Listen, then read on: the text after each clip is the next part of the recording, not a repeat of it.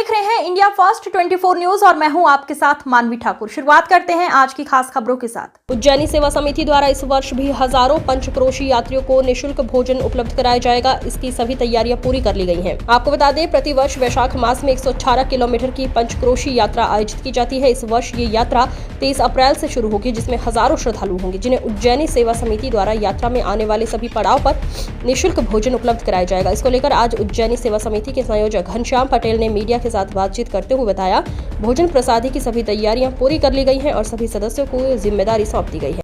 5वां वर्ष है जब उज्जैनी सेवा समिति बाबा नागचंद्रेश्वर महादेव का आशीर्वाद लेकर के सभी पंचकोशी यात्री भाइयों का महाप्रसादी भोजन से उनकी सेवा करने का निर्णय कर चुकी है, तैयारी कर चुकी है।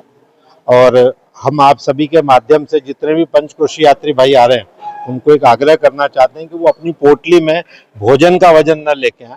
उज्जैन के लोग, उज्जैनी सेवा समिति और सारे उज्जैन की मीडिया, हम सब मिलके उनकी ये सेवा करना चाहते हैं कि भोजन हम उनको कराएंगे। 4 साल का हमारा उनका भी अनुभव होगा कि हम 24 घंटे सभी पड़ाव पे उनकी सेवा में उपलब्ध रहते हैं। और हमारा भोजन, रोटी बनी हुई रहती है घी वाली मशीन की, लौंजी होती है, प्याज होती है, एक मीठा होता है। ये सब इतना शुद्ध सामान होता है कि गर्मी में इसको खाने से किसी को दुष्प्रभाव नहीं होता। गुरुजी ठंडाई के द्वारा, उनके सौजन्य से हमको ठंडाई के ड्रम दिए जाते हैं, जो सबसे महंगी ठंडाई है हमारे देश की।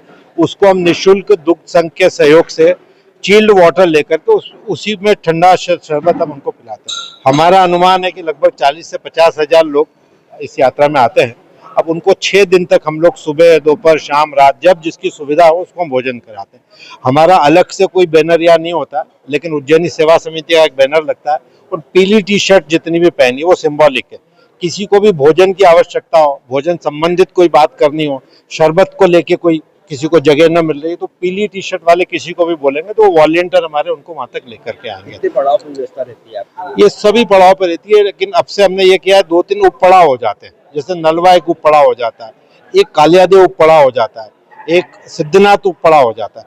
मुख्य सभी पड़ाव पे तो हम होते ही हैं। हम इन पड़ावों पे भी कोशिश करते हैं कि नलवा तो करते ही हैं पक्के में।